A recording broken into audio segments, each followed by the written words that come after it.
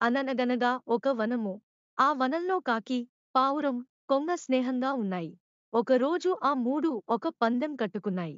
వనంలో అవి ఉన్న స్థలం నుంచి దాదాపుగా ఓ కిలోమీటర్ దూరాన ఉన్న కొబ్బరి చెట్ల దగ్గరికి చేరాలి. ఎవరు ముందుగా చేరితే వారు పందెంలో నెగ్గినట్లు. ఆ నెగ్గిన వాళ్ళు ఏం చెప్పినా మిగతా వాళ్ళిద్దరూ అలా నడుచుకోవాలనే పందెం అది.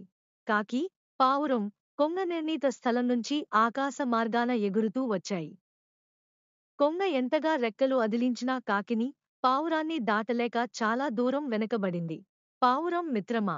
మనం అతి వేగంగా చాలా దూరం ఎగిరి వచ్చాం.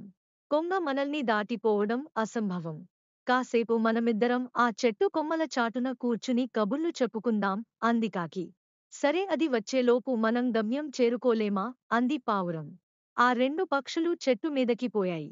ఏవేవో కబుర్లు, ఊసులు చెప్పుకోవడంలో మునిగిపోయాయి. కొంగ నెమ్మదిగా ఎగురుకుంటూ కొలను గట్టున ఉన్న కొబ్బరి చెట్లను చేరుకుంది ప్రశాంతంగా. అది చూసిన పావురం, కాకి పిచ్చి కబుర్లు ఆపేసి గబగబా ఎగిరివచ్చి ఆయాసపడుతూ కొంగ చెంత వాలిపోయాయి. మమ్మల్ని ఓడించావు కొంగగారు. మా పిచ్చి కబుర్లు, ఊసులే కొంపలు ముంచాయి. ఏకాగ్రతగా వచ్చి విజయం సాధించావు. నీకు అభినందనలు అన్నాయి పావురము, కాకి తలదించుకుని.